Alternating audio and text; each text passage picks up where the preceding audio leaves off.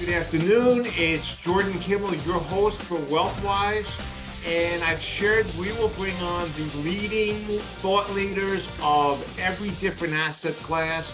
This is Mark Grant. He's the chief equity strategist, the chief global strategist for Colliers Securities. And Mark, thanks so much for joining us. My pleasure to be here with you.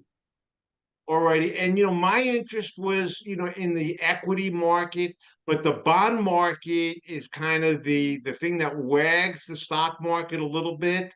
I know there's a lot of folks like you that are more interested in the return of your money than the return on your money. And I know you've written great pieces over the years that I've read. I've seen you dozens and dozens of times on the major financial networks. And Mark, thanks so much for joining us today. My pleasure, Jordan. Alrighty. So Mark, let's just get right into it. Very, very early in my career, I actually was a municipal bond salesman. And I was selling New York City GOs. They were yielding 9% at the time. It was a great business to be in because everyone was not only were they getting tax-free 9%, but there was actually a nice commission in bonds at the time. And what we saw was rates go lower and lower and lower and lower for basically 30 years of my career until they hit zero for the last, few years. Well, they're In a not at very zero. difficult market for most. What I want you to talk about is I know you share a lot of the risks that people need to be aware of. Later on in the show, we're going to talk about the solutions you've created because I know you're a solutions guy. Yeah. But maybe you want to just share what a pickle the government and Fed has gotten themselves into with this level of debt and people begging for interest rates to be lowered, where there's probably no reason to lower them right now other than to the spending that goes on in federal government. So take it away and tell us what you're thinking. Well, you've got a couple of issues you're talking about. One is the federal government itself. They've been spending a tremendous amount of money. This isn't a political comment, by the way. This is an economic comment. And they've gotten us into what I consider to be a major pickle. And the pickle is that the GDP, and for people that don't know what that is, it's gross national product, which is the income of the country, is around $23 trillion. And our debt right now for the country is $34 trillion. And this is going to be a huge problem for the administration now or whoever is elected in November to try to move this back to some number that makes sense. Even if you're a person not that familiar with the equity market or the bond market, it should be obvious to anybody that if your income is 23 trillion and your debt is 34 trillion, you have a problem. And there's no question we have a problem.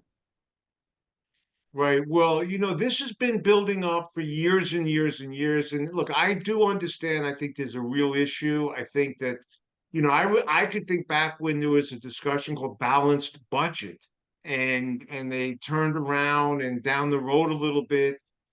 Things just kind of got away, and they can't seem to stop the spending, regardless of what the income side looks like. But let me just ask this question. It's not asked a lot when we look at an individual, there's equity that they, maybe in a home or their personal net worth, and then there's a level of debt that they carry. We Right. talk about the level of debt of the country. You've mentioned the GDP annually, but is there any substance to saying, well, the country is so wealthy from the equity side, we can support the debt side, or that's just someone whistling past the graveyard? Yeah, I think you're doing some whistling when you say that. We have to make some substantial changes in the government spending, which is where the majority of this problem is.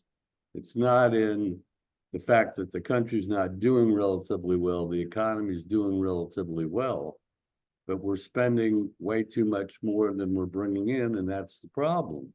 And then, of course, besides the government issues, you have the Fed issues. The Fed minutes were just released, and there were a lot of comments by members of the Fed, the governors and the presidents, that we weren't getting to where they wanted us to go quickly enough.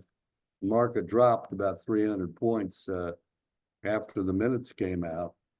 And, they want inflation to go down to 2%, which is a nice, lovely number, but I think they ought to stop about 3.5 or 4%, let things calm down, let the government calm down in terms of its spending, and then head to the 2% number. And there are a number of people that read my commentary out of the box, which goes to several thousand people every day, institutions mostly. And I've said in my commentary, you need to slow down and quit pushing so hard, because you're causing more problems than you're helping with problems. Right. Well, I'll share a quick story. This goes back years, Mark, where I was sitting in the green room at Fox. The most depressing guy of all time was telling me he's in cash. He can't be anywhere but cash. I looked at it and I said, super familiar. So I put out my hand and I said, "Hi, I'm Jordan Kimmel." He said, "I'm David Stockman." And David Stockman, we know, original supply side from the Reagan, but he said they made a deal with Congress that they would cut taxes and they would cut spending.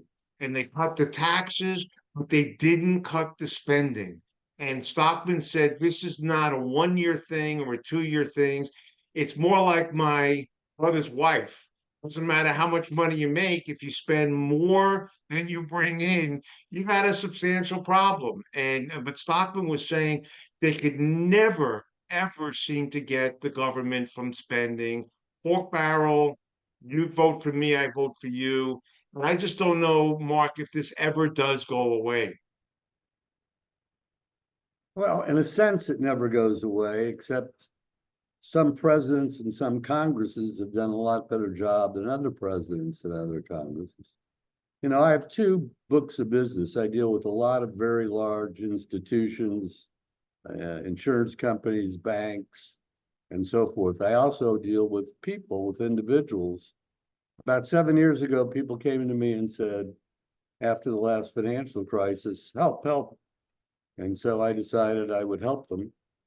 And I invented this or used this income strategy. There are two parts of this when you're talking about equities, which I know is your main interest. In equities, there's appreciation.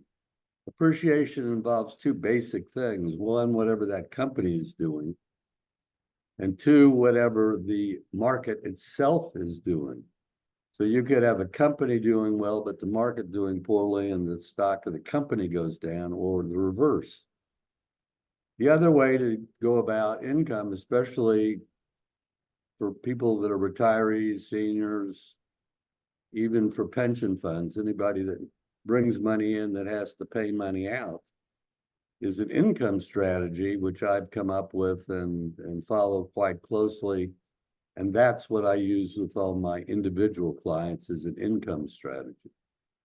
Right. Well, Mark, and I tease people that you're not one of these gloom and doomers who talks about problems. You are someone that has a solution, and I know you've been using it for years effectively. And I really appreciate you saving it, because we're going to take a real quick break for the sponsors, and then we're going to talk about how you actually help pensions and institutions generate the income they need. So we're with Mark Grant, Chief Global Strategist, Colliers Securities. And Mark, let's take a quick break. We'll be right back.